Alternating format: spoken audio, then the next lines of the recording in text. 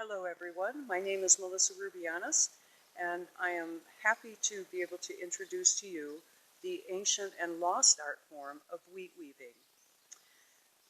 Wheat weaving is a traditional art form, a folk art if you will, that is passed on from generation to generation. It isn't something that can be learned in a classroom, although someday I hope to be able to change that. I fell in love with wheat weaving 30 years ago when I was fortunate enough to see another weaver, and she was gracious enough to spend a few hours with me and introduce me to the art form. So this many years later, I'm still in love with wheat weaving.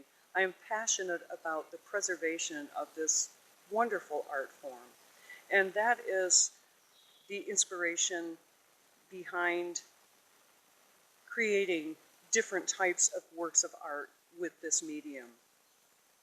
Traditional symbols, harvest symbols, were once woven by primitive farmers. They felt that there was a spirit that lived in the grain, and they called it the corn spirit. So they felt as they harvested their fields, the spirit would retreat into the last still standing bit of grain, and this is what they wove their harvest symbol from. This piece would hang in their home for the entire winter, and they felt it gave the corn spirit a resting place, making it happy. And they also felt that it brought good luck and prosperity to their home and their family. So at the beginning of the new planting season, they would take the harvest symbol and return it to the earth, and they felt this ensured them of yet another good crop. They could be right. So I fell in love with the history, the folklore, and the tradition behind this beautiful art form, and it's my passion to preserve this art form as well, and this is why you're seeing it today. I feel very strongly about sharing this work and educating people about it and teaching as many people as I can to weave.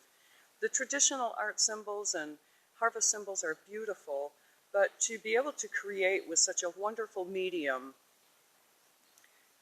I can't tell you how pleasing it is for me. I love working with the wheat. It just looks wonderful with all natural elements, with feathers and leather and beads and wood and metals, and anything that comes from this earth is fantastic to work with, especially in putting it together with the wheat. This is what I love. The piece that is before you, Wolf Moon, it was inspired by Native American history, culture, tradition, and most of all, spirit. The piece, for me, encompasses all of the elements: the north, the south, the east, the west, the four corners of the earth, the sun, the moon, and the stars. It represents harmony. It represents strength. It represents tradition and ceremony. And this is the piece that you see at the top is representative of a ceremonial type, in that I feel it's very important to celebrate everything in life. It's important to celebrate the air that we breathe, the earth that we walk on, Mother Nature, if you will.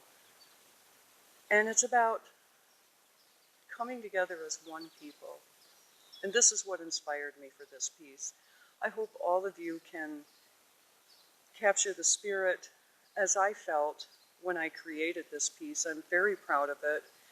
It encompasses many of the different traditional weaving techniques, such as the 7-straw arrow plait, the 5-straw braid, or flat braid it's called, or flat plait. It also has examples of the Swiss weaving techniques that the Swiss introduced in the early 1800s, which they developed to decorate women's straw hats. They made thread out of straw. Splints of straw have been used to create a beautiful composition. So I hope that you enjoy this piece. I'm very proud of it, and I hope to continue weaving and preserving this art form.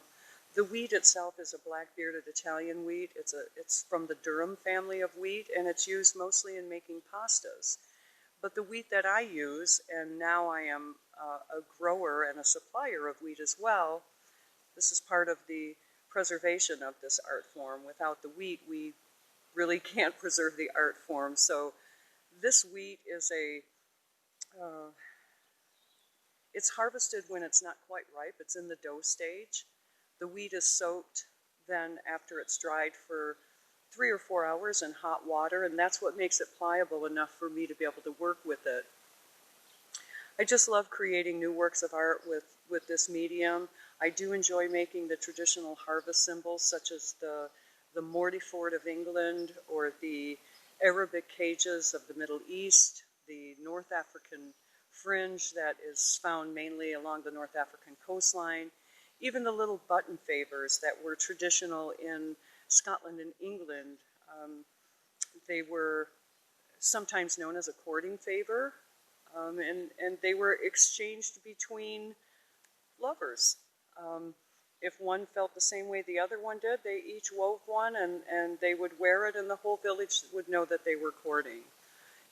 Wheat weaving was such a popular thing that even a young man that came to call on the farmer's daughter for a date would be handed a handful of wet wheat and sent to the parlor. And depending on what he came out with would depend on whether he got a date with the farmer's daughter or not.